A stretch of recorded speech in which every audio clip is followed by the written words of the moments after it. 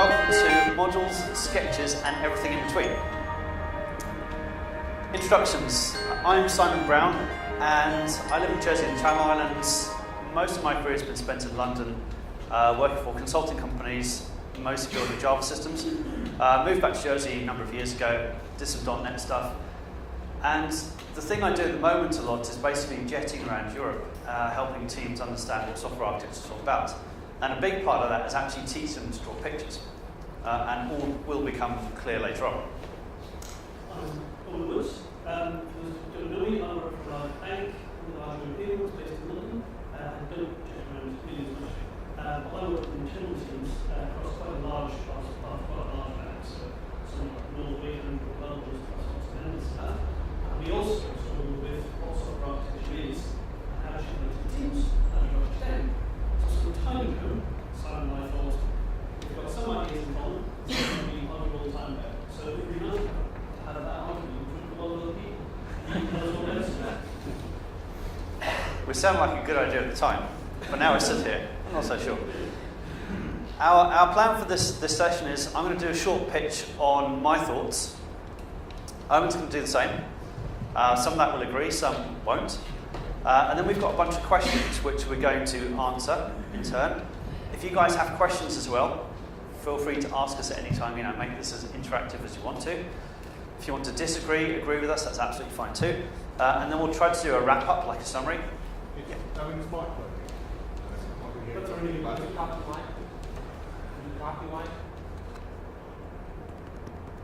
It's on. Yeah, it's on. It's on and not muted. Oh, okay. Very, very good. Might just need to move up a bit. Maybe I'll just move it. Is that better? I'll just shout, which is what I normally do anyway.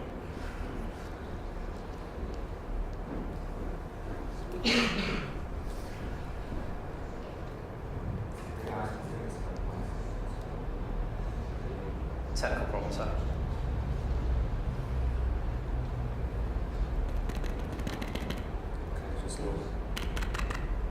One. Okay, great. Oh, that's better. Yeah. Sorry. Thank you. I'll stop shouting. And the other thing about the questions, just very quickly, is there are suggestions for our interesting questions. If you disagree with us, tell us and we'll answer different questions, which of course will be much more interesting for you because we won't know the answers until you ask us the question. Right. So I guess the summary of this is we both think that modelling is a good idea. Right, we should model our software systems to some degree, and this is the whole moderation point. I'm a fan of boxes and lines notations. Owen, less so. Less so. We'll explore that as we go along. I have a book which is called Software Architecture for Developers, available on LeanPub. In the book, I talk about my C4 model, which I'll explain later, and it's a simple way to break down a software system. I've also co-authored the book. The co-author sitting in the audience is Nick Krasinski. And we also talk a lot about modelling represented software systems. And Nick, in fact, was a great fan of boxes and lines, which was an interesting dynamic as we wrote the book.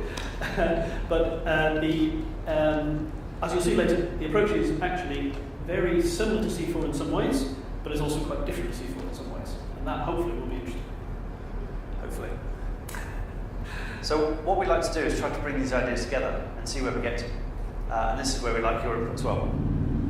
So I guess we should start off with talking about, what's the point of modelling? So from my perspective, it's really about understanding what you're going to be building. So, we take this blank sheet of paper, we take some requirements and some goals, and we need to come up with a strategy, a plan, a vision, so we can build something. And this vision is really how we explain our system, our design, our architecture to the rest of the team. And for me, that's really the essence of why we do modelling. It's to do some upfront thinking. But of course, the whole agile thing, being lightweight, the trick is to not get stuck in the detail and not get stuck in analysis paralysis. So that's really where I'm coming at this from. And we agree on more about this than we disagree. Definitely Modelling is about understanding, focuses on essentials. The big problem if you don't model is, have you got intellectual control over your system? Do you understand how the whole thing works? Because I observe many software teams who've got lots and lots of code, understand lots of bits and how they work, but not how the overall thing works. The problem is where if you move into the more academic world, or kind of cross over a bit into research, you get a lot of academics who believe the model is actually the source of the truth. And that's clearly nonsense, because the model doesn't run in production. The code runs in production. So that's the problem with modelling, is spending all your time on the model, forgetting that actually it's the code that is actually going to make a difference to the business. But of course the model could run in production, and we'll talk about that later, I guess. Right, so some opinions, and I'm going to start this. And the way I like to think about architecture, and really one of my key interests in software architecture, is how we communicate software design, software systems to the rest of the team. Why so? We're all building the same thing, we're all going in the same direction, and we're trying to avoid chaos, basically. How many people here use UML on a regular basis? It's like 1, 2, 3, 4. It's like, good God, we've got the entire London UML community in one room. Yeah, all 4 of them. So it's a very, very small percentage. I've been to a bunch of conferences in the US. I've travelled to half the countries in Europe. I've been to the Middle East, China. I'm going to Australia later in the year. I've asked this question pretty much everywhere I've been, and it's normally this kind of ratio. So only about 10% of people generally tend to use UML, in my audiences anyway. So there's also some bias there. Actually, the only time this was untrue was an architecture conference in London, where 50% of people raised their hands. They were all lying. They didn't use UML. They were all enterprise architects. So one of the things I do with teams is I teach them how to draw pictures. And really I give them some requirements and say, go design a solution, draw some pictures. And lots of people try to put all of their information on a single picture. And we know that this is really, really hard to do. So this is when you read all these architecture books, like Owen's, for example, you know, the classic Clements and Bass book. They all talk about views, right? So what we do is we kind of chop up our view of the world and we see certain elements at once. This is Philip Christensen's 4+1 model. So you have a logical view, a development view, a process view, and a physical view, kind of all tied together with use cases on top. Over the years, so the original paper that defined this was very, very specific about what the views meant, but over the years the names have changed. In fact, I was reading your book on the flight over from Oslo last night, and you've renamed some of these things to make them clearer. Yeah, definitely. But I think other people have also renamed them to make them clearer as well, so it's kind of confusing. And this is where I struggle. I struggle because some of the names of these things don't really make much sense. So I'll give you a couple of examples. I once spent a long time in a meeting arguing that there is no difference between a conceptual and a logical view of an architecture. I know people talk about logical and conceptual data models, but from an architecture point of view, I don't really understand the difference. Maybe I'm just too stupid. Development view. Development view is normally some view of the code, the classes, the design patterns, how we lay out files on disk or modules or things like this. Some people call that the implementation view. Some people call it the design view. And what's this whole physical thing about? Right, the physical thing is normally about infrastructure. But who uses physical infrastructure anymore? Right, none of us. We're all using virtual. So do we have like a virtual physical view or a physical virtual view? I get my Oculus Rift out, my VR set, and I look around my infrastructure. That's just nuts. So it's confusing. And if you look at some of these different ways of modelling systems, you often find that the logical view of the world, and by logical, well, I think we mean functionality, how we're decomposing our system into chunks, is often separated from the development side of things. So you've got this kind of functional, modular component view here, and then code, and they're kind of kept separately. Oh boy, this is complicated. All I want to do is draw some pictures to describe my system. I'm going to forget all this, I'm going to cheat. Right? If somebody asks me to go and draw a picture of a software system, I can just go to Google and ask Google's advice. And if you go to Google and ask its advice about software architecture diagrams, you get this. This does not help either. It's just page after page after page of colourful block diagram. Do you see these sorts of diagrams in the organisations that you work for? Do they make sense? Often not. Look at these diagrams here. Especially this one in the middle, right? So in architecture we talk about layering as being a good thing. So we have a diagram with horizontal layers, but some stuff doesn't quite fit horizontally, so we have these vertical ones that stop the diagram wobbling. Why are the layers different heights? Is that important? Well, it probably is. Or maybe the people drawing the picture didn't realise in Visio you can make them all the same size. Same with the width of the boxes.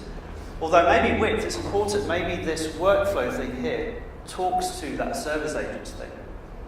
So maybe we're having to imply relationships based upon spatial layout. We've got colour coding I don't understand, we've got acronyms I don't understand, but we do have gradient shading. So I can present this on a PowerPoint and it looks beautiful. Over the past 4, 5, 6, 7, 8 years, I've been kind of jetting around running training courses, giving people requirements and asking them to draw pictures. And people can't do it. Right? Most people cannot draw a decent, simple architecture diagram to describe a design. Pretty much unanimously, I've never seen a nice picture first time around. So again, this is all adding to the confusion here. Now, of course, what are we trying to show on these pictures? Well, let's imagine that you inherit a system with 1 million lines of code. Are you going to draw a picture with 1 million things on? No, that's ridiculous. Right, so let's say it's an object-oriented system and there are 200,000 classes. Are we going to draw 200,000 boxes on this piece of paper? No, that's equally ridiculous. So we're drawing abstractions. Right, we're chunking stuff together. Components, modules, subsystems, layers, these sorts of things. An abstraction is a way for us to simplify our view of the world. And really, abstractions let us reason about big or complex systems. Right, so we can hold a smaller number of bigger chunks in our head and use that as a way to navigate down to the detail we need to. And this is where we get to start to talk about UML, right? Because UML has abstractions. If you look at the Unified Modeling Language, it has components and classes and deployment nodes and use cases and states and all sorts of stuff, right? It's got abstractions, just not useful. Yeah, and abstractions on abstractions of abstractions. And it also has a common set of boxes and lines notations to represent these things. Sometimes if you look at components in UML, you've got 2 different notations you can use. You've got the box with the 2 things sticking out of one side, and you've got the cup and ball notation. I'm probably wrong, you can correct me later. But the notation is confusing. And when I see people using UML, they normally abuse the abstractions or the notation. I'll give you an example. I often see UML class diagrams describing a framework or something, and one of the classes, if you look carefully, will represent an entire software system. I'm like, what? That's not a class, that's something else. So we're kind of abusing abstractions a bit. I also see people in large organizations who they're forced to use a UML tool, but then their boss asks them to draw like a boxes and lines diagram. So what do? Well, a class diagram is boxes and lines, so they take all the information out and just use it as boxes with lines. It's just, again, this is adding to the complexity of our lives. So my thing here is, let's forget the standard boxes and lines notations. Right? For me, it's the abstractions that I really, really care about. I'm much more interested in creating a ubiquitous language with which we can describe and discuss architecture and have the notation evolve separately. Now, this sounds foolish, right? But let's go get 2 maps of London. The 2 maps of London will show the various regions and districts and areas, and the River Thames and the tube lines and the schools and the churches, blah, blah, blah. Right, but they might use different notations. They're showing the same things, but they might show them in a different way. They're using different notation. How do we make sense of this? Well, there's a key in the bottom corner. It's a self-describing notation. So that's really what I like to do. And I like to think of my sketches as maps.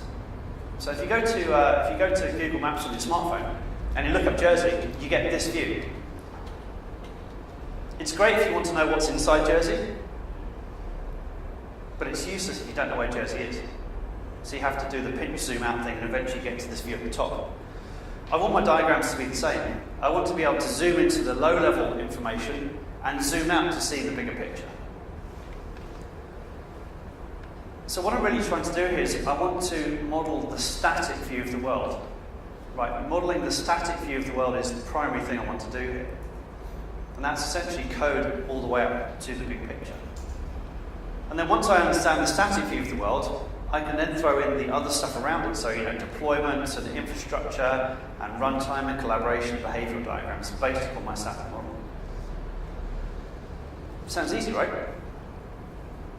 The catch is, of course, is that when we're drawing these pictures, the boxes we draw, the abstractions we use, often don't map into the code.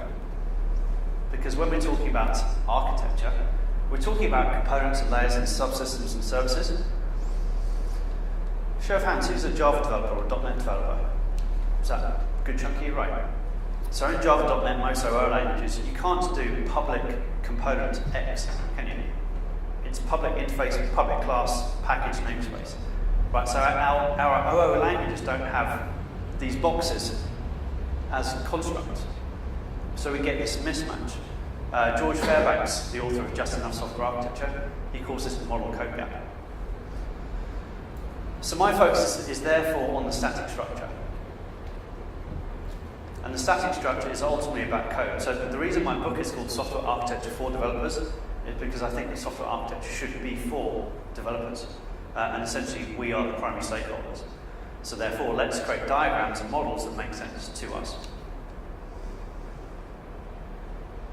So that's my pitch. Thanks. So here's mine, which has got quite a lot of similarities, but definitely some different emphasis. So the key point for me is really about, are you going to create a model, or are you going to draw a picture on a whiteboard? And both are valid things to do. Don't get me wrong, I do both a lot. But some models that are worth creating and putting a bit of work into are actually worth preserving. How do you preserve a model on a whiteboard? Not rhetorical. You take a digital photo, don't you? And if you want to manipulate that model in the future, what do? You Photoshop, yeah, Photoshop, or you draw it back on whiteboard and do it again. So it's preserved, but in state you can't change it, which is, of course, a limitation. The great thing about models, though, is that they capture stuff that code can't. Code we've got lots of tools for, very malleable, we all understand that. But as Simon's just said, you haven't got most of your architectural constructs in the code today. Ideally, at some point in the future, there will be programming languages with architectural constructs, but we haven't got those. So sketches are a good place to start, because you need to represent the stuff that's not in the code. Hopefully no arguments there. The problem is you quickly run into a whole lot of limitations. You can't change them. You can't ask them questions. You can't manipulate them. You can't produce two very similar ones without basically doing all the work again. So models are about communication. And a set of ground rules, so that people understand what they're looking at, this is the bit where we're back to common abstractions, is really useful. And UML is a good base to work from because it answers a number of these points. It allows you to capture things that code can't, and it overcomes a number of limitations of sketches. You can keep stuff as data and then manipulate it later. And you can have a number of very similar views where you've got one set of all the information. So what is a model? Well, my definition is it's any useful, simplified representation of reality. Spreadsheets are models, Java domain models are models, UML models are models, and indeed, if enough work is put into them, boxes and lines diagrams, if they're done carefully, can be models as well. Key thing is you're trying to represent a set of concepts to allow people to understand them, and that's the point. Because you want to communicate with people, you want to record things for the long term. How many of you have had to inherit a code base? I'm talking any non-trivial code base. Yeah. And obviously you had the code, and when you looked at the code, did you pretty well immediately understand the architectural system? No, I didn't either. It's quite a painful process, isn't it? Because and even forget the static stuff. That's all important. That's what people structure 101 to some extent can help with. And when you start to think, here's a hierarchy of code, I wonder what it looks like in production. Unless you've got production to look at, and even if you have, it's really not clear what the relationship is. So a long-term record of something in systems, and I'm not talking hugely detailed stuff, just the pointers, the map, if you like, is very useful. And there's also the question about understanding. Can you yourself understand all of your system? Can you ask yourself questions about it? Can you investigate how things might change, how it might react to different circumstances? Can you do that from the code? I don't know, not. If you're asking those kind of questions, what you're doing is you're building a mental model on top of the code anyway. It might well be worth having put all that effort in, allowing someone else to share it. And that's a bit more on that. So is a model just a picture? No, I would argue. A diagram is a purely visual representation. A model is data that represents your system at a higher level of abstraction than the code. And you normally visualize that data through pictures, absolutely. But in fact, I've got some models of systems back in the office that I don't visualize through pictures. I've got spreadsheets that tell me how systems react to certain kinds of performance situations that actually I never visualize on that picture. Or very rarely, I might draw a graph of the output, but I'm not visualizing the system that way. So a model's got definitions, it's actually got data in it. And a picture helps you visualize the data. So that's the difference between the two. They're both important, and if you just had the data, there wouldn't be much use either. Human beings need the pictures. But the pictures underpin both data. In UML, just to get technical specific for a minute, UML views the world as there's a database of data, thing on the right, and you can have many views of that, different pictures, but they're all backed by one lot of data. Meaning, if you've got a whole lot of different component diagrams, and you've got a thing called widget 1 on 2 of them, there's only one representation of widget 1. Now, as software engineers, this is not very surprising, is it? If you have the order for a customer on 2 different web pages, you're only going to have one of them in the database. But somehow, when we come to representing systems, we throw all that away and we go, I'm just going to copy it. I'm going to have the same thing on 4 different visitors. And at no point do we stop and go, hang on, that looks like a really bad idea. Because as soon as I need to change one of them, it will become inconsistent. And that's the problem that UML-style modeling systems are trying to help us with.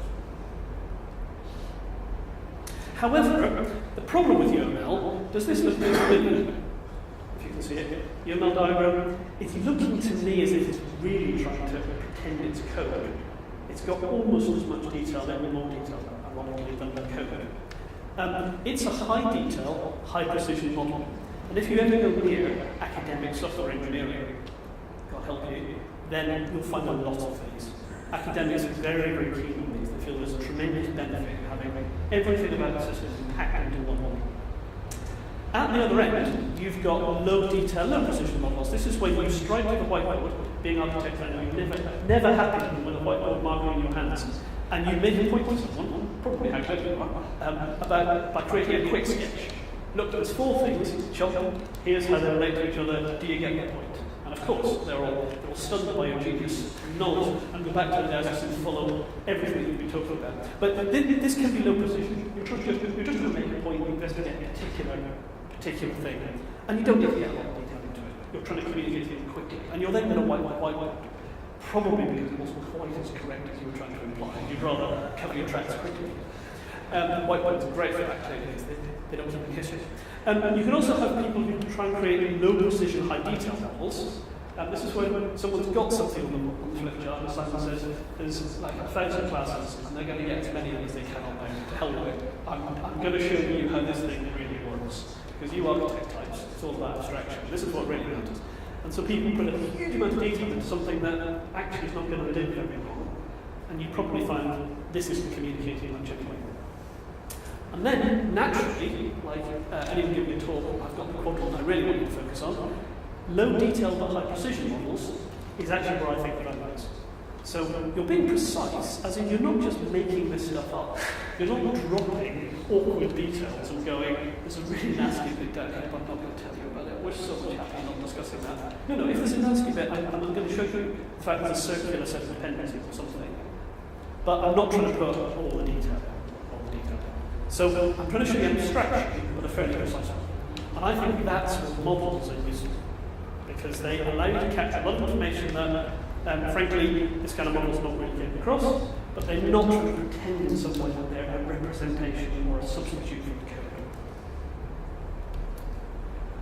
So why do we use models? And why bother with a model and not just a picture?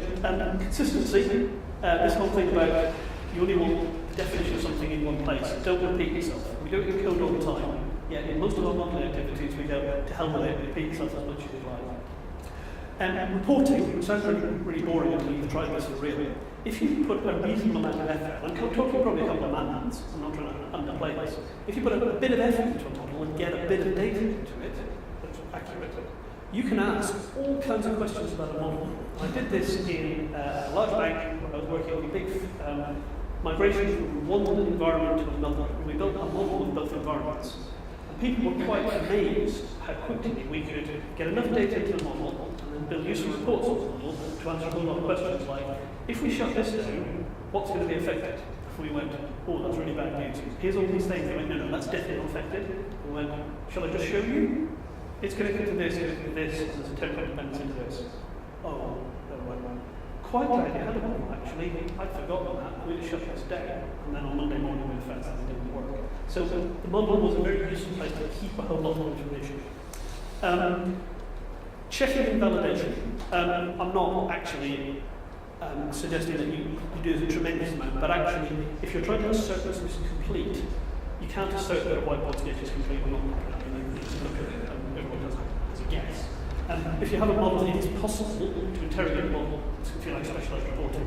Have we got anything that's marked as an external dependency linked to something external?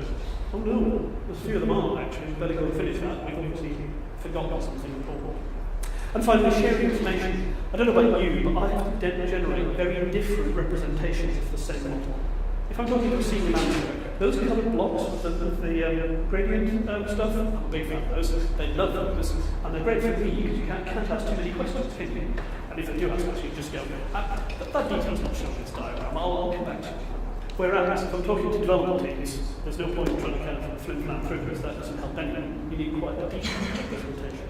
If you've got a model, you can create different representations quickly because they're all on the top. You just drag the stuff onto a palette, change its colours, remove the stuff you don't want, export to PowerPoint, you're done. As opposed to sitting there thinking, right, how does this work? Or even worse stuff like the last year, copying it, taking stuff away and thinking, oh, I really have to remember to keep these two in sync, otherwise something will go wrong in the future. So you can generate many representations. You can also generate stuff like Excel spreadsheets, which is really useful if you want to check details. So my analogy is, would you, if you were going shopping, write down your shopping list as JSON? Probably not. I'm sure there's someone here who's got that, does exactly that. But I use Post-it note. If I do use Post-it note, Post-it note to write shopping list. I'm not suggesting that JSON is a good representation for shopping lists. But if I've got system configuration data, I don't allow people to type it in free text, because that's really hard to process, and I can't if it's going to be correct and all those things. So it's a question of what you actually need from the modeling situation you're working in. If you've got a long-lived model, you're going to put a bit of effort into it, and you actually may need to use it for a number of different things. You might want to store it as data rather than a picture. If, on the other hand, you need to quickly get some points across, investigate something, or communicate quickly, and you don't need to keep it, I'd put it on a whiteboard. If you need to do machine-readable models, UML, and I gave a talk last year, which you can find on the website, there's a core of UML models, which is a good base to work on. The key thing you should not do is try to use UML out of the box without putting enough time until the end. Because you wouldn't use C# without at least reading a thorough book on C#. So there's no point trying to use something like UML if actually you're just going to sit down in a tool and start going, how hard can this be? Well, you're not going to get all that. The key thing is you need to extend UML, which is relatively easy to do, but you do need to do that and get a bit back. So that's what Simon, I think, exactly what it said. Did it's got some overlap and some disagreements. So we've now got some questions and answers, which we can go through. We haven't rehearsed them. I'm sure that might be obvious at all. But hopefully there will be questions. The question is, before we do that, have you got questions you'd rather ask rather than answer the ones that we're about to do? Yeah.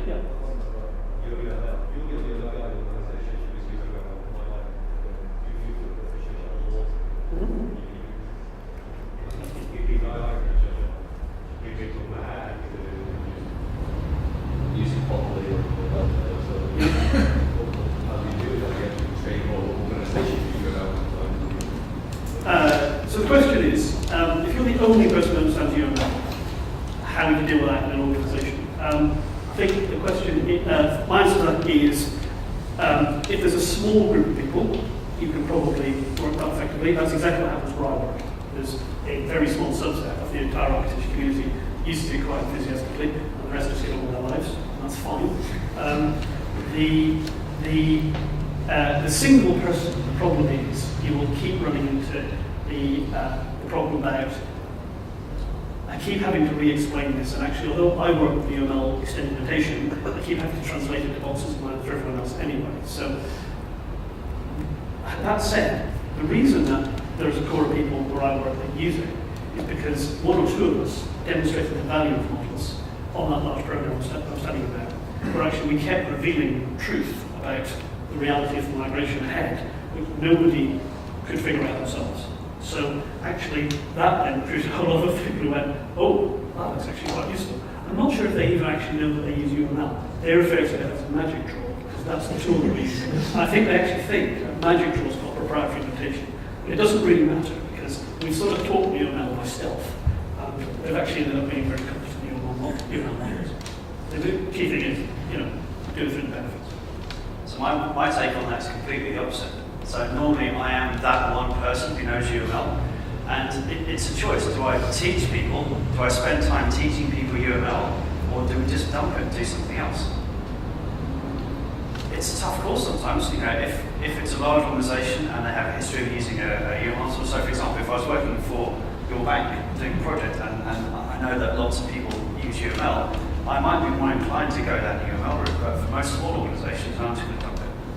Just because you're right, there's an overhead there. The thing I will suggest though is even on UML diagrams, you should have a key or a legend to explain the boxes. Because at least you can fast track people's learning and stuff. Definitely.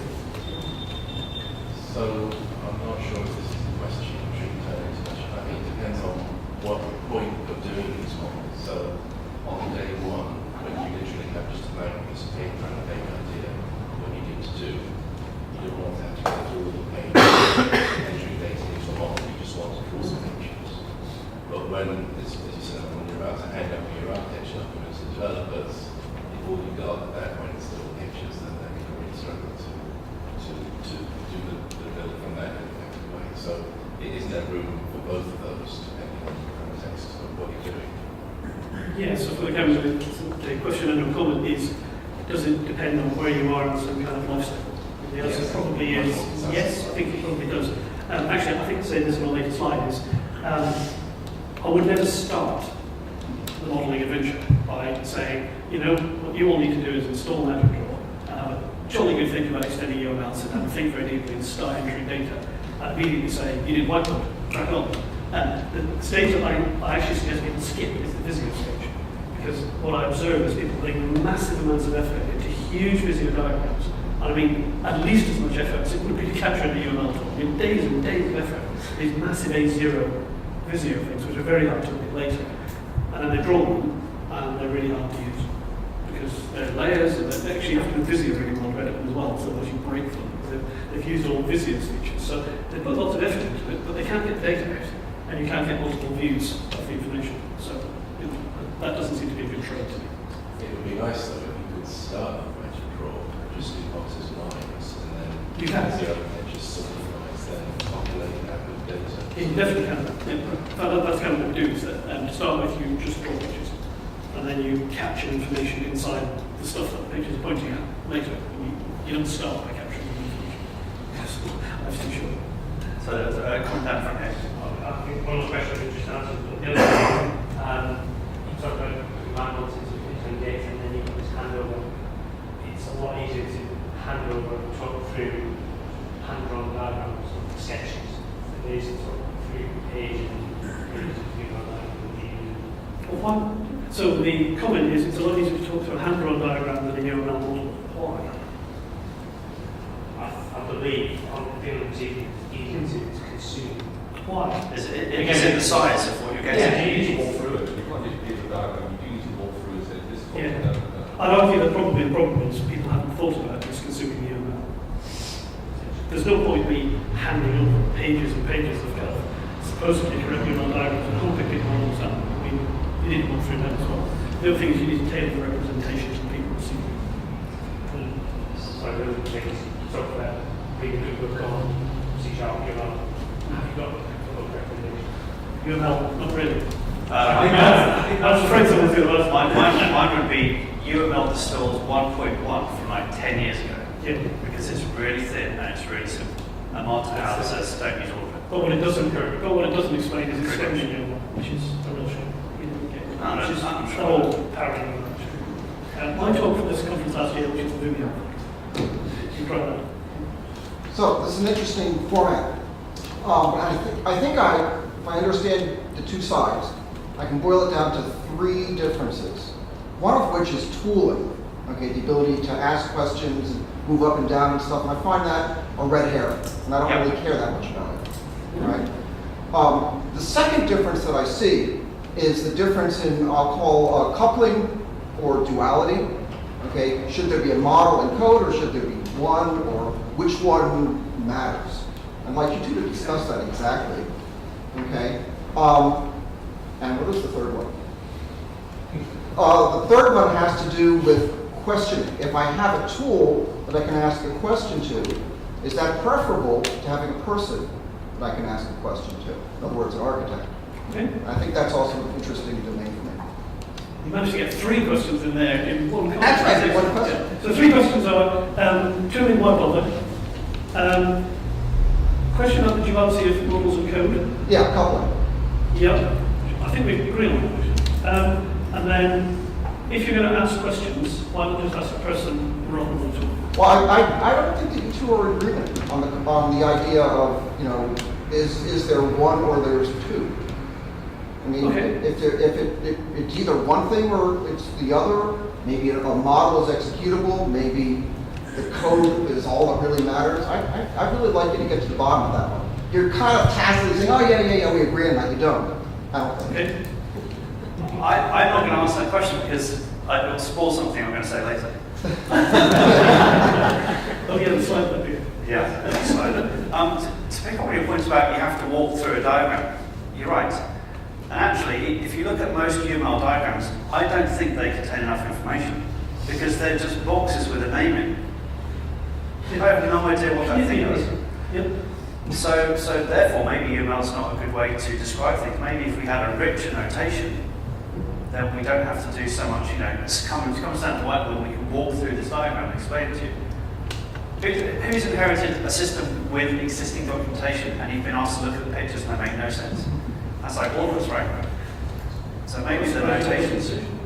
Yeah, good point. It's just no notation. Can I just follow up that point? Are you looking to see more information on the diagram to get that richness, or are you looking to be able to find that information elsewhere? So both of those. So I'm looking for more information elsewhere. I was going to say in a model. I'm going to say elsewhere for a second, and definitely more information visually on the pictures.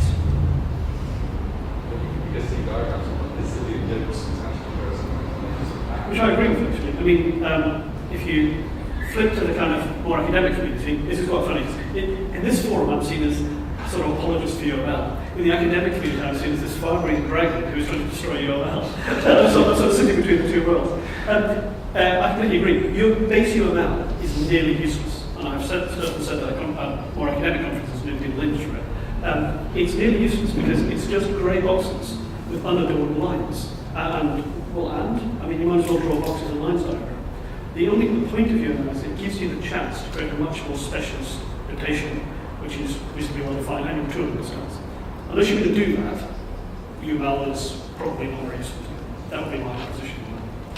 I've written that down. UML is base UML is nearly pointless. Quoted by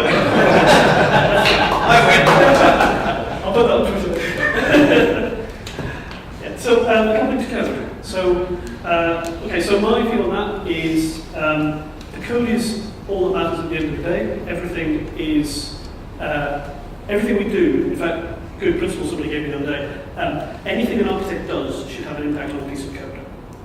There may be a couple of links in the chain, but it should have an impact on a piece of code. Why? Because the only thing that runs in production and generates value is the code. That said, the code is, we actually deal in abstractions because we can't understand many amounts of code at once. So code has only got abstractions up to a certain level. So therefore, if we want to record the abstractions beyond what code today can give us, we need to use some other kind of representation. I think we agree on that. So, No. No. I think we should get better at writing modular systems. So, although Java, .NET, whatever, doesn't have a component keyword, we can still create components and modules. So if you look at Java, there are two ways to create, hot swappable modules. You've got things like OSGI, and we can just stop writing public classes, right? If we stopped using the public keyword a little bit, and maybe put package protected stuff in packages and wrap that up as a thing, right, we've got a bigger thing to work with. We've got modularity. And then we can start to say, look, modularity in code, modularity in picture. So it's not about just inventing some new stuff on top of the code. We can modularize our code. Only a very limited way. Putting, as George Vedder tried to say in his architecture evident coding, which Simon and I both quite admire, it's very hard to represent connectors well. So architecture fundamentally is about stuff, components, stuff that links stuff together, connectors. It's very hard in most languages today to create something that is unambiguously and obviously a connector, because the languages just don't support that. Because the connector is often something like an MQQ, which the representation of that in the code is rather transitory at best. It's often configuration, right, that you're injecting with. In fact, we abstract ourselves from what the connector is and how it works. So you've got to put that in a model, or you've just got to remember it. Or in some idealized view of the world, you interrogate a running system, which is what I'd really like to do. But again, I'm not aware of technology that lets me do that. Okay, follow-up. Yep. What's the most important view? I think you both kind of agree it's kind of a static view. I think you do think it's a No, I think it's a static. Yeah. Well, I know you well. I know. Static view is what you say is the most important, the most connected to the code. I think the most important view is the runtime function view. So Because that's the thing you can't see from the code. that's Well, where I was going. That's my question at the start. Was, if I give you the code base, can you discern the architecture of the system? What You is all went, not really. Well, that suggests that there's some information missing. So for me, it's the runtime function view. okay? By runtime functionality, what's the hardest thing in UML to try to relate? Okay, things like asynchronous operations. What relates to what in real time. It's the hardest thing to represent. There's lots of things. Hardest thing to represent is, don't have a really good answer off the top of my head. I'd say probably complicated connectors. Publish, subscribe type connectors are reasonable. It is quite possible to do them. In fact, I might work there's stuff in it like that. But actually, it's a bit of a jump. So basically, real-time interactions. Yeah. Okay. That's the more difficult end of it. Yeah. Sure. And how do each of you represent those? Sorry, second? Yeah. How do you represent real-time interaction I don't. between sections? Is it important? No. Well, It is important, but I don't normally represent it. But you have to code for it. Yes. Okay. So And therefore how does that percolate up and out? I'm not going to answer that question either. Okay. I'll answer later. There's a nice bit of physics. Surely the most important view depends on who you're talking to. And if you go back to the 1471 definition of views, it talks about stakeholders, personas. So if I need a view that I'm going to take to the CIO to explain why the system is proud, that's going to be very different to the view of the same system I would take to the developers to explain to the configuration. So I don't think you can answer what's the most important view. I think it depends. It's the key. It depends on your audience. You need to put a strong focus on the needs and skill levels of the audience. Yeah. That's the other thing different actually, is the who cares. Yeah. Because yours is the developers care, as well as the developers are really one consumer of architectural information. They're important, but they are one consumer. quite a lot of groups actually consume architectural information. So just for anybody who didn't hear that comment, basically, the most important view comes down to who the audience is. I still maintain it's the static view. I'm not saying anything about levels of detail, but the static view of the software, I think, is still the most important. And we can chunk that up, make it less precise, less detailed, or abstract. That one. Any other questions before we dive into our questions? That's your water, by the way. Switch. Our organisation used to have enterprise architect tool, and my scenario, I didn't be the only person using it because I was the only person still doing that big way. So now that we decided not to renew the license, everybody uses Visio. Is that a bad idea? That depends on the value you're getting. Seriously, I mean, there is no answer to that. So the quick question is, we used to have a relatively expensive modeling tool, well, not that expensive, it was a cheap modeling tool. We didn't renew the license. We've evolved to use Visio. Was that a good decision? And it depends. If you weren't getting the value of how many $1,000 a year it was from the modeling tool, then it was a good decision. If actually there was a lot of value there, people weren't recognising it, it was a bad decision. I don't think it's possible to give a precise.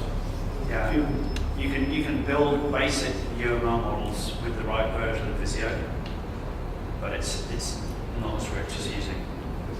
Yeah, It's not a various different views. That's really difficult. There was a really nice stencil, paddle group stencil. It was brilliant if you just want a quick sketch in Visio when I use that myself. But as soon as you need to change it and have a different view of the same thing, well, you've got to. it's 2014, and we're talking about Visio stencils. This is quite well. What is the World Cup? Right, so modelling, why bother? We kind of answered this in different ways, but We have. that's not holding up. It might make more sense than Yeah, so when I go visit teams around Europe, I do encounter a number of teams who don't have any documentation whatsoever. And to be honest, I don't know whether those teams would never have created documentation or whether they just now point to the Agile Manifesto line that says working software over documentation and they choose one over the other. So what I try to get people to do is to step back and make sure they can holistically see the system that they're building and they're able to jump around different parts of it. And really this is helping communication both inside and outside of the team. So this comes back to the point about different audiences and stakeholders. For me, the biggest consumer of architecture is the internal development team, because we're working with them on a day-to-day basis, and particularly if you're doing the extreme programming collective ownership of code thing, where everybody can change any line of code in the system as a whole. For that to work, everybody needs to understand the whole. But I do see a lot of teams where people are just working in tiny, tiny little silos. So to give you an example, I did a sketching workshop a while back with a team, and they were building a website, and there was a desktop version and a mobile version. We were drawing some pictures, and they said, do we draw one web server or two? Like one for the mobile version, one for the desktop version. So my question to them was, well, how are you building it? How are you deploying the system? Is it one web app or two? And they said, we don't know. Right? Despite writing features that afternoon, they had never stepped back to understand the deployable one. Which is kind of scary. Collective ownership of the code, but we don't understand all the code. And I think one of the problems with UML is that it's too complex, right? There's too much stuff to choose from. And you've probably seen this yourselves. If you start having discussions in your teams about enhancements or maintenance or making changes to your existing system, how many times do you have conversations where you're not entirely sure what the other person's saying? You're talking about layers or components or chunks of systems or modules, and you're using slightly different terminology. So for me, this is about solving that problem. It's about creating a ubiquitous language which we can all use as a team. Right?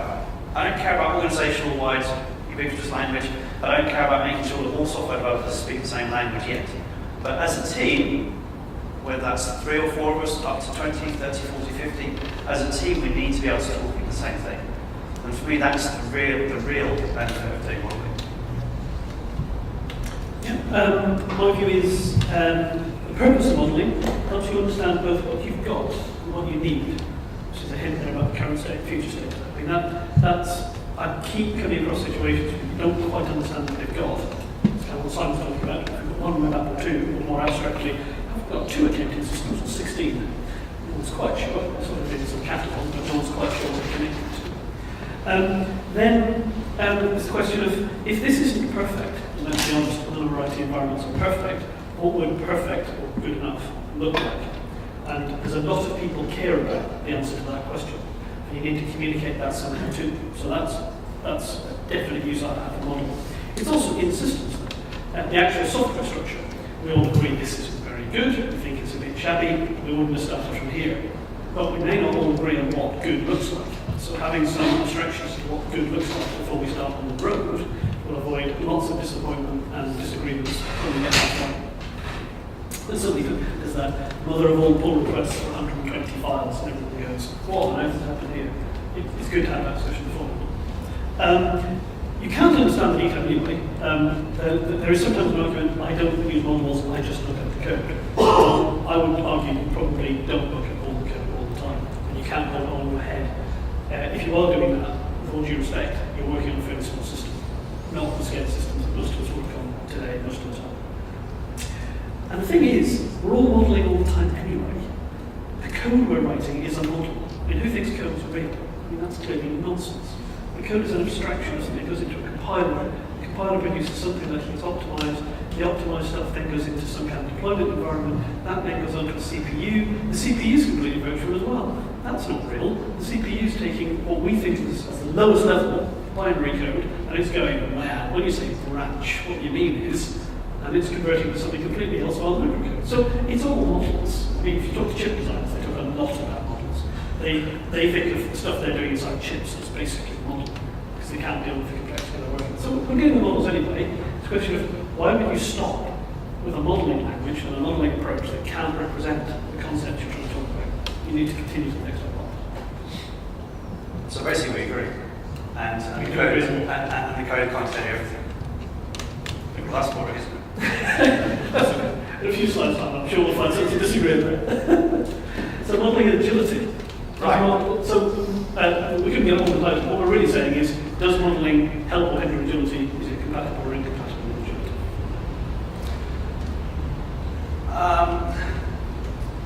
The whole agile thing is fantastic, but when it came along, people threw away modeling a lot. Because they attached modeling to the big heavyweight processes that we used to do, big side front. And they're two separate things. My thing about modeling, and particularly, with sketches, is to just communicate quickly and effectively. Why? Because if you're trying to move fast, you need good communication. You need that ubiquitous language, and you need to make sure that everybody is heading in the same direction. And it's as simple as that, really. A model, as Owen has already said, provides long-lived documentation. Right, so people are going to join, leave, move teams, have babies, whatever. So we do need some, consistent, continual documentation there. And in terms of agility, so in terms of doing, just enough upfront design, I still think modeling is a part of that. So I'm a big proponent of doing a kind of lightweight, pragmatic, upfront design phase, if you want to call it that, where we do some quick lightweight modeling. And the purpose of that lightweight modeling is to basically understand the structure of what we're building to a degree, so we can all head in the same direction. It's about creating that vision. And it's about giving us a starting point for analysing and identifying the key risks that we might run into. So really it's about setting the scene for running an agile approach. So modelling agility, yes. Yeah, this one again, don't disagree too much about. It's just probably the same thing said differently. There is no fundamental conflict, providing you're modelling with purpose.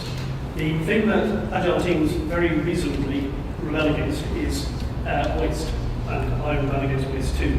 Frankly, I'm far too busy to start creating models that nobody cares about. If nobody cares about a model, then clearly you don't create it, like any other deliverable in an agile lifecycle. John Daniels, who I suspect none of you have heard of, but he's very influential and has been very influential in the UK software community in general. Wrote one of the classic books, also developing our systems. He's got this great phrase, which is model on purpose. And that's sort of catchphrase for it. And that sums it up for me. If you haven't got a purpose, an audience, or a model, don't create one. After all, the manifesto, as Alan Holland pointed out, values working software over comprehensive documentation. It doesn't say that documentation is worthless. And the thing is, agility needs to be for the long haul. It's quite easy, I would argue, to be agile for a year or so on a mid-sized system. But you need to be agile for 5 years on a million line of code systems. That's the size of the problem that we're actually asking agile development to address. And as we all know, if you have a million lines of code, you've turned over your development teams twice, you've now got a big problem with communication, comprehension, and understanding. And that's, I think, the long-lived models come in. For example, for your system, do you know what all feed dependencies are? I'm sure you will do, because you will be a software architect. But it's easy to find teams who actually aren't quite sure. And it's quite hard for them to mine that out of their source bases. And they have no model for the context of their system, therefore they're not too sure what all the feed dependencies are. They can probably make the top 10. So that's about your second bullet again, about documentation. So typical experience as you do an architecture, diagram model or whatever, we build a system, then you go off and your developers build something that's a bit different, maybe because the architecture model is a bit wrong. Over time, they change it, and the real thing diverges more and more from the model, the point at which the model becomes useless. The way to fix that, I guess, is to keep the model up to date with what you actually build. It's quite hard to do that between people like I do, but you have any thoughts on that. And is it something worth doing? If you model it, then it's something that you just throw away. So just to repeat the question is, if you do some modeling up front, and then you start building the system, the model is ultimately going to become out of date. So, should we keep it up to date, or should we just bin it, throw it away, replace it? I do have some thoughts, but I'm going to save them for later. Yeah, please do. My thoughts briefly would be, if you're still getting value from the model, hopefully it's worth putting the effort in to keep it up to date. The second thing is, in the model, you should have the long-lived stable abstractions, not all these are. If you said, we're going to have a calculation server, an analytics server, and a user interface server, and you end up with a single monolithic server doing all three, that's not so much a divergence from the model, that's a completely new architectural design. And you can decide whether that's a good or a bad thing, but if the architectural model needs an update for 3 weeks, either the project's going quite badly wrong, it's having to backtrack disastrously, or the model's starting to do. And I would say, what was my third thought? Oh, and don't be afraid to delete models. If you get no value from them, then move past being useful. Maybe not delete them, we just mark it off very clearly in the dead models area. Your tool just moves them into an area that says, by all means, look at this for historical context, clearly mark the model. This doesn't reflect reality. Just move on. So just to throw in another point, and to pick up on Howard's point about coupling models to code, the alternative thing is to generate models auto-magically from code. Right, and there are lots and lots of tools out there which produce diagrams. So Structure 101, Endepend, Lattice, Sona, Java Architects, there's a whole list of them. Has anybody tried them? Do you like them? Everyone's shaking their heads. Why not? And what's wrong with these tools? Too many details, It doesn't know what's important. There are too many details. Too many details, right? There's another big point, okay? And this is the central point of why I said that tooling is a red herring. When we talk about electrical engineering and why we can build these terribly complex systems reliably and fault-free and all that, it's because the modeling that they do can be executed. We don't have any modeling tools that allow us to execute our code before we start to build it. And that's why I am in the camp of saying, yeah, I need to understand it, I need to draw some diagrams. The modeling doesn't help because we don't have the right tool. Right. Well, I think another thing about this, I'm not used to those tools, but I imagine you're doing something that's far too detailed for what you would also use for architecture. Yeah. So abstraction is about taking away, but it's the experience of the architect, I think, that guides you towards what you do take away from the model. And you can look at something, and in one system, transactionality might be really important, so you want to focus on that. In another, it's irrelevant, so you wouldn't show it. There's no way that a tool can know that until it becomes as intelligent as architects. And then the person will pick it up. So you need a person who can look at something and recognise what's something. Right, so basically tools show you too much detail and they don't know what to take away to make the simplified view as well. We were talking about this on the Skype, I agree. Those tools, although they call themselves architecture tools, they're not. They're basically diagramming tools that show you package and class dependencies. Yeah, they're very narrow spectrum. If the information you want isn't in the code, just be accessible. There aren't any architectural concepts in the code. Why do the tools think they can extract them? And this incidentally is not just a commercial tool. There's an entire cottage industry, maybe bigger than the cottage industry, of academic researchers desperately trying to build a personal tools, which I keep having this conversation with, saying this isn't a useful thing to be doing. The information you're looking for is not here. It's somewhere else. But it could be. Maybe. Do you think it sounds like, in terms of the agile methods, it sounds like there seems to be a need for ramp phase of aligning to the code models. And then to the point of executable models, that's where I started my career, and by the end of the project we were focused. Because there was so much change in all this, we need to get to yes, it's an executable state, we're not building it models. Right. There was this whole thing about 10 or 12 years ago in model-driven architecture. Create a big model of the world, put some executable UML or Java code or script in, press the magic build my system button. Wow, system. If you want to modify your system, you change the model, press the button, get a new system. What a horrendous idea. That takes away all of the experience and learnings over the past 40 years of building software from scratch and throws it all in the bin. I'm sure those systems are beautifully well designed and scalable. Anyway. Yep. Continue? Yep. I was start ranting about yeah. How do we actually do it? How do we do it? So, top-down decomposition's gone out of fashion, but I like it. Right? So I start with the big picture and I work down into the detail. It's as simple as that. Doesn't mean it's one way. We can revisit upper layers whenever we uncover new things, but that's my kind of route through to designing modeling. You need to stop when you get to a sufficient, notice I use quotes here, sufficient level of detail, and this is the whole question of, well, how much upfront design should we do? For me, it's about going to the level of components, right? It's about going to coarse-grained abstractions, and I'm not going to say too much more about that, because we'll touch on it later. And when we're doing modeling and drawing pictures, technology choices must be included, right? None of this technology agnostic stuff. When you're designing software, you have stuff in your head, preferences, experiences, technologies you think you might want to use, and those technologies are going to influence the model.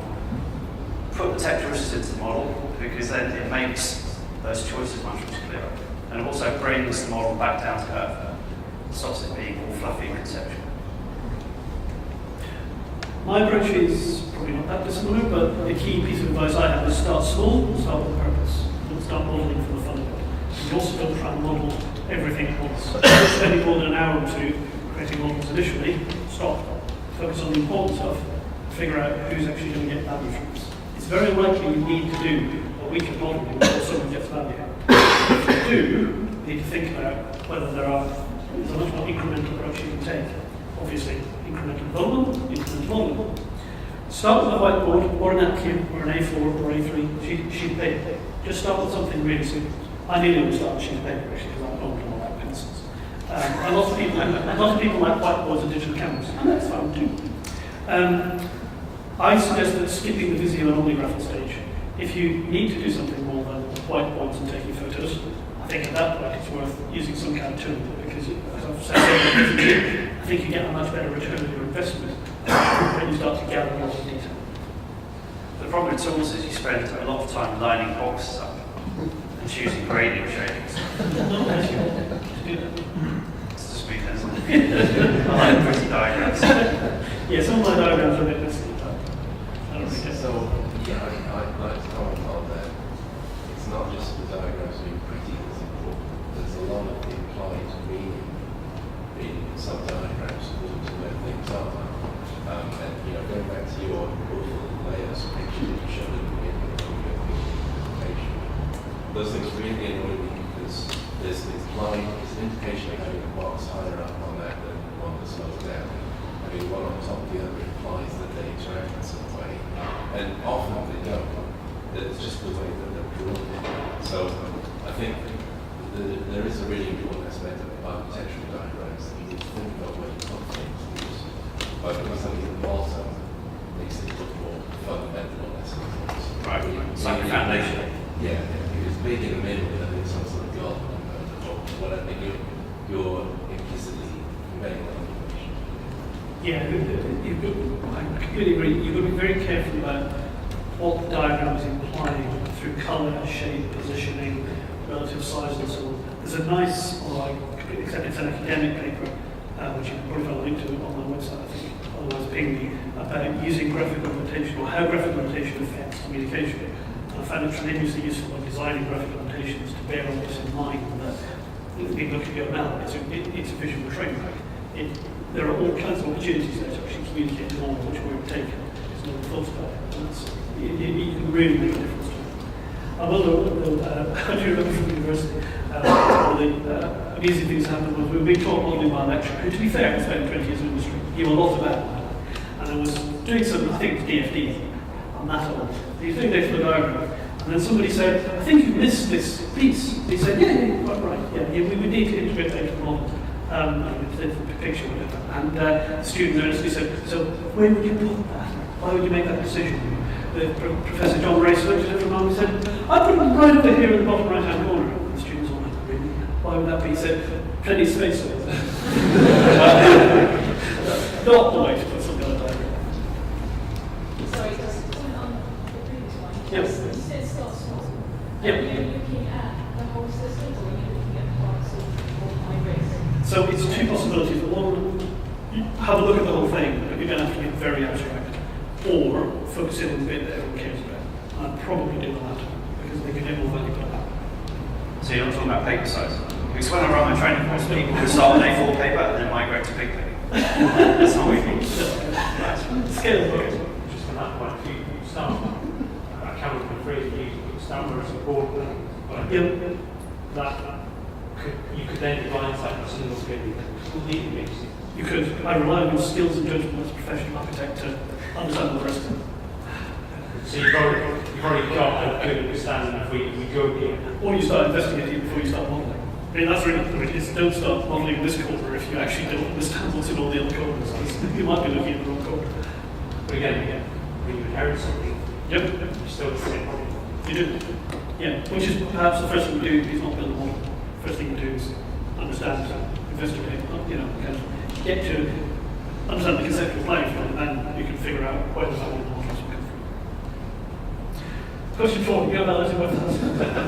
Simon thought about it for a long time. He really analysed the possible answers he could give you. So there's a lot of nuance in that one. Right, so my full answer to this is no. Thank you. And my slightly longer answer, we can have already actually, which is yes, maybe.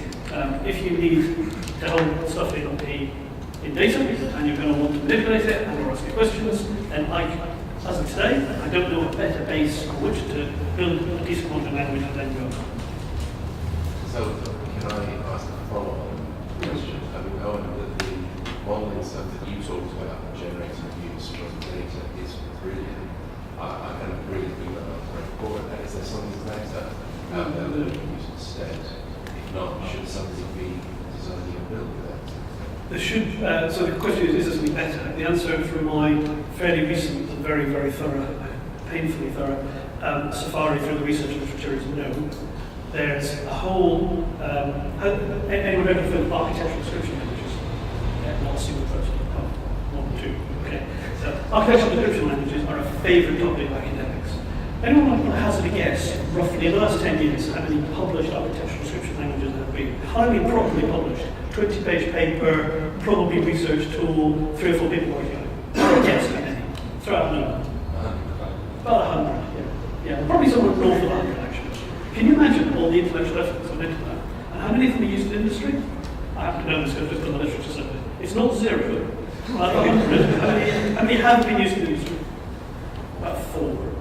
4 of 100, which is pretty poor hit rate, if you think about it. The answer is there's not a practical thing to pick up because you need a tremendous. The thing that always stymies academics, even if they got the right thing, is you need blogs, you need books, you need tutorials, you need people like Simon Brandon prepared to go fly around Europe and tell people about it.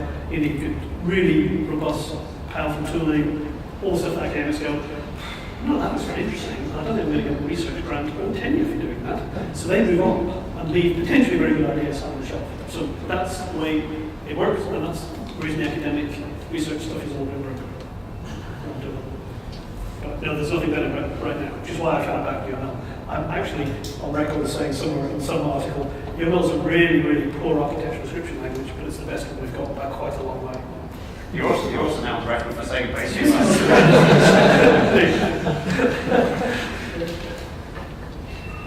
So what's this question about? Big models and small models. So this picks up on your point about sketches. So sketches will become out of date, even on the smallest team. Even if it's just you and you have a whiteboard picture and you start coding, it will become out of date very, very quickly. The reverse engineering tools tend to lead to clutter diagrams, so that's the other approaches, particularly if you have large systems to auto-generate pictures, but that doesn't work. So I guess my advice here, my simple advice, is to have lots of simpler diagrams rather than one Uber diagram that tries to point the world. That's how you deal with, models at scale. That doesn't give you a sufficient answer about at all. More about something else later. So the challenge with that is keeping them all alive. In sync, yeah. Especially if they're separate pictures and they're not model. So my view is it's large models are kind of difficult and small models are not really terribly difficult. If you've got a large system, that probably implies a large model. We wouldn't try and manage this kind of volume of data. If an end user was managing this volume of data in Excel or using bits of paper, you'd immediately come up with a desk and go, you're going to need a computer to help with that, and you write the system, even if it was only an answers. Same thing actually with large amounts of information about a system. You need some help from the computer. And incidentally, I've also seen people do really good work in industry, completely off their own bat, sort of in their lunchtimes, building sort of relational databases to hold their models. And then they figure out using graphics or something how to do a good enough visualization of it. And that is another way of doing scalable data modeling. The key thing is you need help from the computer. Remember, though, the problem is models take on life of their own. You spend enough time using a model. This is possibly a reason to kill models regularly and start again. If you've put enough effort into a big model, I've seen this with guys who've got their own relational databases, it becomes the point. And then, there is some production code as well. But actually, if you see the model, it's just so cool. Look at the questions I can answer. Yes, but how does it relate to the code? Yeah, there is code. But anyway, about that modeling. So it's not the point. The code is the truth. However, it's worth saying this is another benefit of picking a modeling language that's actually been beaten around a bit for 20 years. They scale quite well. You can scale your amount of very big models, and it can help you keep that under control. Using techniques inherited largely from programming languages, but we've got very big code bases. The same lessons that we learned can be applied to very big models. So I think that's the end of our questions and answers. There's now a slightly expanded, or quite significantly expanded version of how we might go about it, giving you a little bit more detail. I'm conscious we've got 15 minutes, so we're up to the next question. Over to Simon. Yeah, so I've been deferring answers until later. Now is later. So how do I do this? I'm a big fan of pictures, sketches and whiteboards. But Owen's right. These pictures, they're not models. And there's a number of downsides in that. So coming back to the abstractions, I like to create a set of abstractions with the teams I'm working with. And basically I think about a software system as being made up of a number of containers. So a container is something like a web application, a standalone application, a mobile app, browser app, database file system is somewhere that you can put code data, right? Something that needs to be running in the environment for your system to work end to end. My containers are made up of components. This is a hugely overloaded word, but I'm trying to create some chunks of stuff, highly related, cohesive stuff with a nice clean interface, like modularity. You can call these modules or services if you want to. And because I mostly build systems in Java.NET, my components are made up of classes. Right, so this is what I was talking about. This is the static model. And it's a really simple tree structure. System made up of containers, they contain components which are made up of classes. And from this, and you like the title, the silo model. So this is my C4 model. And it's It's a maximum, probably. Can I do it new? So with that series of abstractions in mind, and thinking about systems being decomposed in that way, we can then draw a bunch of pictures. So we can start with a system context diagram, and I'll show you some quick examples in a second. I'll then draw a containers picture to show the overall shape of the solution. I'll then dive into each of the interesting containers and show the components inside it. This is 4, right? There are 3. The 4th one's optional, right? Please do not misquote me. This 4th one's optional. If you want to go down to really low levels of detail, you can do class level modeling, if you want to. Right, so I built a really basic content aggregator for the local tech world in Jersey. It's called techtribes.j. The icon's a monkey. And basically this is my system context diagram of my TechTribe site. So you guys can go log on now and you'll be an anonymous user and you can do these things. My content's aggregated onto the site, so I can log in with my Twitter ID and want to do more stuff, and there's also an admin user. So the context diagram basically shows my key types of users. You can call them roles, personas, whatever you want to. Stuff at the bottom are my key system dependencies, so this is how TechTribe fits into the rest of the world. We call those for Twitter, blogs, and GitHub. So it's a nice high-level picture. Great for non-technical people, business people, but it still shows the static structure. For us as techies, we want to open up a monkey's head, so let's blow them up. This line here is my system boundary. I still have people at the top and systems at the bottom. And basically this diagram says my TechTribe system is made up of an Apache Tomcat web application that does this stuff. Remember I said that boxes and names are ambiguous, so you'll see my diagrams have boxes, names, tech choices, and brief statement of responsibilities.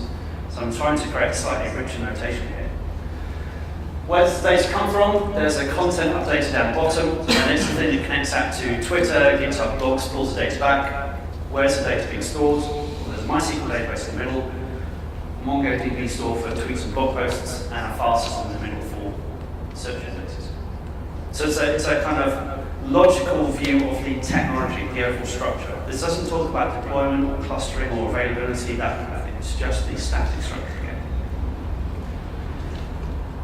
If we zoom into the content updated thing at the bottom, then this is an example components picture. So this box here is my content updater container. It's my standalone application. I've got my external systems down there because they talk to the outside world, and the containers that I integrate with at the top. And basically this just shows how I've modularized my standalone content updater into a bunch of components.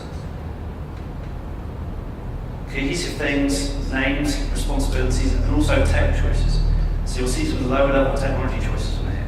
You know, Twitter for J, Eclipse Mining, Spring, that sort of thing.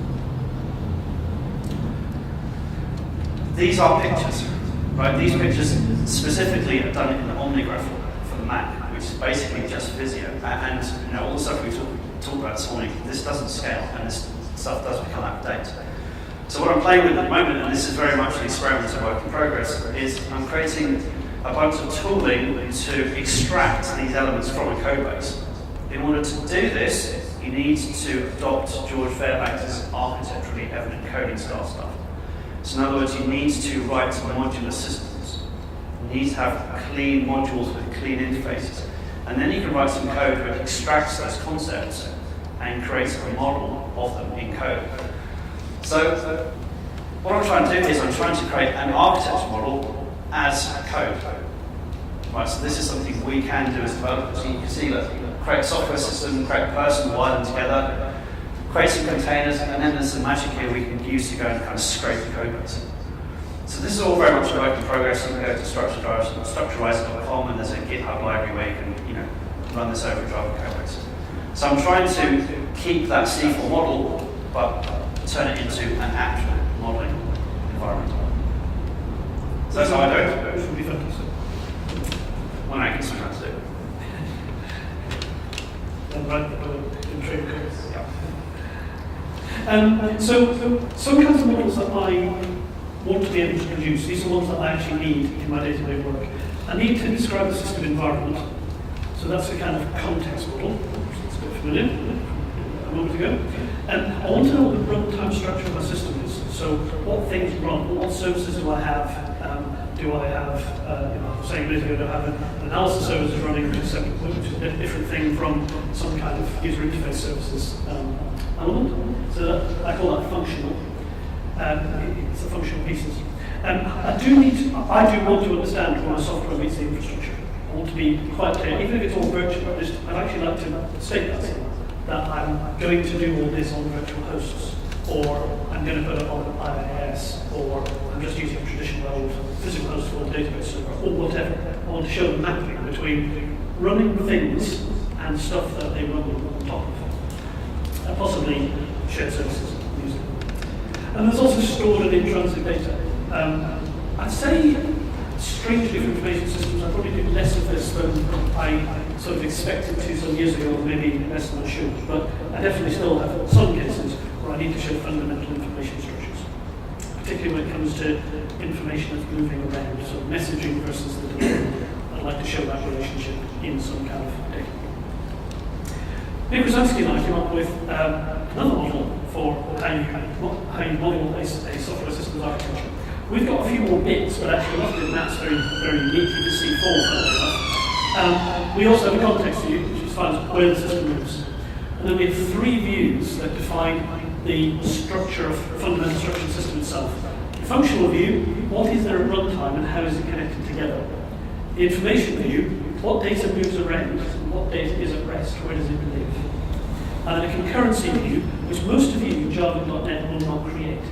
If, however, you're building feed infrastructure going into a financial exchange, your threading model is of a lot of interest to everyone. Are you going to go reactor? Are you going to go thread per request? Are you going to go pull thread?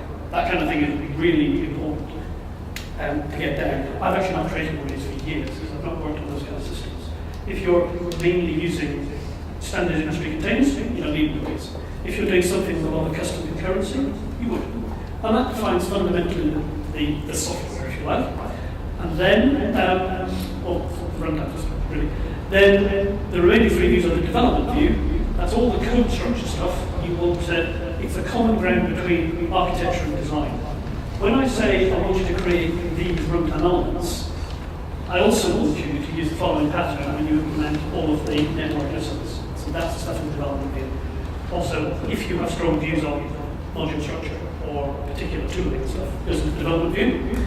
And the deployment view is the bit, here's where the system meets the infrastructure. And the operational view is how you talk to your production services people. How are you going to get it into production, keep it there, remove it if it goes wrong, monitor it, find out if bad things happen, all that stuff. The reason we have these particular views is for 2 reasons. One, we don't repeat information very much between them. We minimize repetition. The second thing is they are focused on particular groups of people. Most people want to understand the context. Quite a lot of people want to understand the function. A fair number less want to understand the information, and relatively few want to understand the concurrency. Only the development team want to understand the development view, but they really need to understand it. The infrastructure people and operations probably want to understand deployment. No one else is that interested. And when it comes to the operational view, you're probably just talking to production services. So they're focused towards the needs of the people who actually care. So to give you an example, looks rather familiar, it's a context I barely need to explain. There's a system in the middle, stuff around it, there's connections between them. I use UML stereotyping in various places, actually not very much in this one, to make it clear what kind of link I've got. My functional view is very similar, in fact, to Simon's containers view. I've got a Tomcat container, it's got a number of things inside it that communicate between them, and there's another container which is an Oracle database, which has something inside it for us. The thing you probably can't see is that this isn't base UML. I haven't bothered changing the pictures of this one, probably should have to make the point, but all of these icons can be changed. And these are specialized, these are subtypes. This isn't just a component, this is a POJO service. This isn't any other component. This is a servant. This is an EMS publish subscribe topic. So they're quite specific in terms of the technical type of thing. When I've defined a new type, I can define a new picture. And that's what suddenly you're building your own much richer language on top of base UML, which I still say is the uses. The deployment view defines the things and the software services on which you're going to be deploying stuff. It's not more complicated than that. just as a tip, you nearly always define patterns of this in UML. Notice it's compute server, not host 1, host 2, and host 3. You don't actually get into the mapping to the physical stuff. It's just a point. What you want to explain to people is really the shape of the deployment environment your system needs. So, that's how I do it. What on earth have we talked about for the last 90 minutes? It's just flown by. I'm sure you've enjoyed it as much as we have. We started off by saying modelling is useful, and we both had different perspectives on that, but fundamentally, we think it's terrifically useful, used the right way, because it helps people communicate, helps make things clear, allows you to perform analysis of various sorts, informal, formal, something in between, on the models that you create. We've got many ways of doing it, from napkins in restaurants to full-blown UML tooling with lots of complication. The important thing is there's a spectrum there, and there's trade-off every step of the way. So being intelligent people, you've got to find the right point on that spectrum for your environment and the people you work with, including you. The key point is not believing in the models at the end point and getting value from all the kind of different modeling activities that you do. So I guess in summary, is modeling yes, UML no. Is that uncompromised there? Modeling yes, UML frequently. So that's us. We've got 3 minutes, so we're not allowed to look up for the coffee breaks. We've got 3 minutes for questions. I'll let thank you. So there's people in the room who are kind of convinced the ones that are not to be in the room. The overcomplicated documentation in manifesto, how do you get that across? Because yes, we've gone from documentation to nothing, and we really back to some level of balance. I believe you saw people in the room with not the room. Yeah, this was the self-selected group who went modelling. That might be interesting. The rest of the conference who went modelling really kind of went down the session. Yes. That was a really good question. Simon's got much more experience than me. In my limited domains, the way I do it is by showing people the knowledge gaps they've got. And actually, I found that people can be reasonably receptive to it. The other thing is, examples that can lead by doing creating models show they've got value. People can then. But I find in every team actually there's a latent modeler hidden in it who just doesn't want to put their hand up. Once they've seen some value and there's a bit of backing, they go, well, actually, no. Because remember, that's the other thing. Just published academic research with this. Not everyone can model. Don't kid yourselves that everyone can generate a good model. We found in a very large-scale exercise, a previous employer of mine, we found something like 20% of the development community could generate models, even with coaching. That's something to bear in mind. Is there'll be a latent modeler in every team. You don't expect every team to be full of latent models. And my quick advice is just show people the benefits. So I often work with agile teams who don't want to do any drawing pictures at all, and their example for a model is one box that says system, and that's it. And then when you walk through this exercise and you show them the value of, say, going down to components, they go, oh yeah, that's actually pretty useful. So just demonstrate is a key part of things. The wider community, just those. The wider community, yeah. Same thing. Same thing, exactly the same approach. Again, a consensus type audience.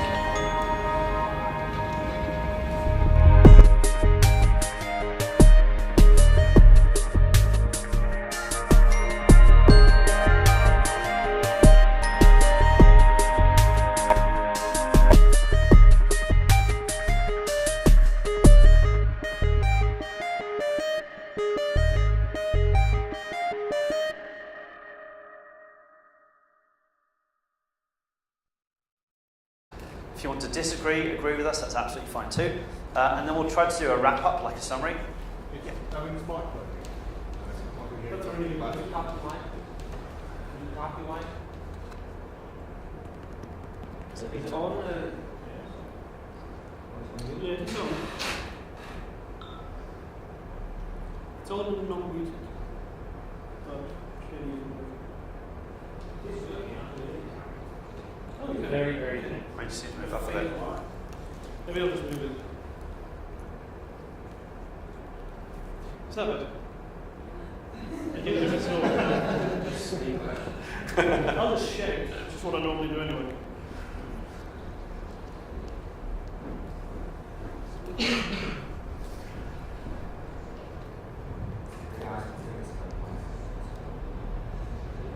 Technical problem, sir.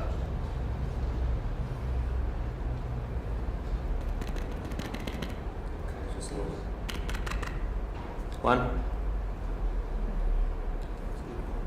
Okay, great. Oh, that's better. Yeah. Sorry. Thank you. I'll stop sharing. And the other thing about the questions, just very quickly, is there are suggestions for what are interesting questions. If you disagree with us, tell us and we'll answer different questions, which of course will be much more interesting for you because we won't know the answers until you ask us the question. Right. So I guess the summary of this is we both think that modelling is a good idea. Right, we should model our software systems to some degree, and this is the whole moderation point. I'm a fan of boxes and lines notations. Do you understand how the whole thing works? Because I observe many software teams who've got lots and lots of code, understand lots of bits and how they work, but not how the overall thing works. The problem is where if you move into the more academic world, or kind of crossover bit into research, you get a lot of academics who believe the model is actually the source of the truth. And that's clearly nonsense because the model doesn't run in production. The code runs in production. So that's the problem with modelling, is spending all your time on the model, forgetting that actually it's the code that is actually going to make a difference to the business. But of course the model could run in production, and we'll talk about that later, I guess. Right, so some opinions, and I'm going to start this. And the way I like to think about architecture, and really one of my key interests in software architecture, is how we communicate software design, software systems to the rest of the team. Why so? We're all building the same thing, we're all going in the same direction, and we're trying to avoid chaos, basically. How many people here use UML on a regular basis? It's like 1, 2, 3, 4. It's like, Good God, we've got the entire London UML community in one room. yeah, all 4 of them. So it's a very, very small percentage. I've been to a bunch of conferences in the US. I've travelled to half the countries in Europe. I've been to the Middle East, China. I'm going to Australia later in the year. I've asked this question pretty much everywhere I've been, and it's normally this kind of ratio. So only about 10% of people generally tend to use UML, in my audiences anyway. So there's also some bias there. Actually, the only time this was untrue was an architecture conference in London where 50% of the people raised their hands. They were all lying. They don't use UML. They were all.